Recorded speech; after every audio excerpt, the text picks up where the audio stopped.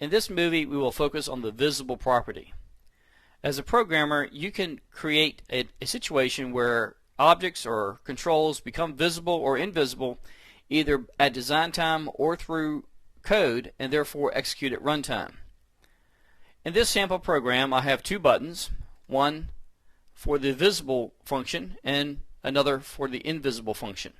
That is, clicking on the visible button will cause the labels to appear, clicking on the invisible button will cause the labels to disappear.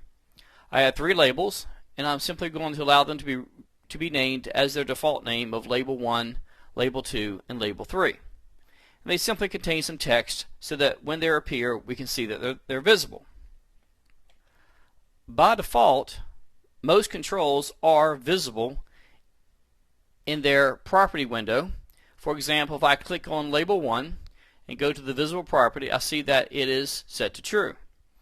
I can change this to false, and I'll do likewise for the other two labels as well.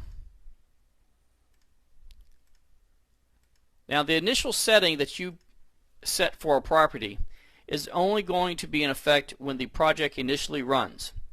Once the project is running, then the user's actions and ultimately your code will control the visibility, or for that matter, any property state. Now, let's take a look at the code window for the visible button, which, since our objects are going to start off being invisible, we will need to write code to make them visible. Again, remember I'm simply using the default names of label 1, label 2, and label 3. And I'm going to write code that will simply make the visible property become true. So label 1.visible equals true means to set the visible property at runtime to true.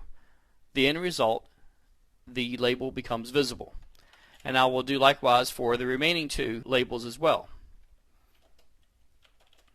Notice that as you type this in the Visual Basic environment, the visible property is linked to the IntelliSense, which says there are only two possible values, either true or false. So when you are keying in code, you want to pay attention to the IntelliSense cues to prevent some very common mistakes. Now, we'll run this project even before we write code for the second button. So as the project runs, as you can see, or as you don't see, the labels are not visible. By clicking the visible button, those three labels now become visible. The invisible button's job is to make those labels disappear. So we'll need to write code to make that happen. Going back to the form and double clicking on the invisible button, we now have an event procedure open up for us so we can write some code.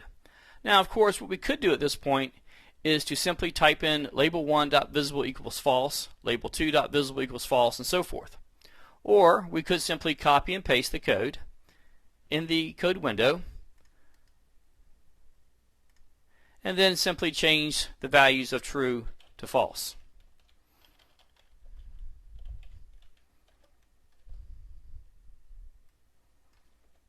And then very quickly we have now created another event procedure. So let's test the program. Again, the initial setting is being controlled by the properties window, which was set at design time to false for those three labels. Clicking visible causes those three labels to appear.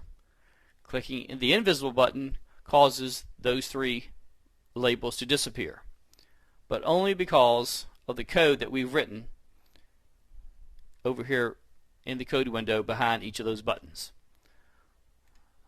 Visible, invisible. Take note that there is not a property called invisible. The property is visible, and it can be set to either true or false.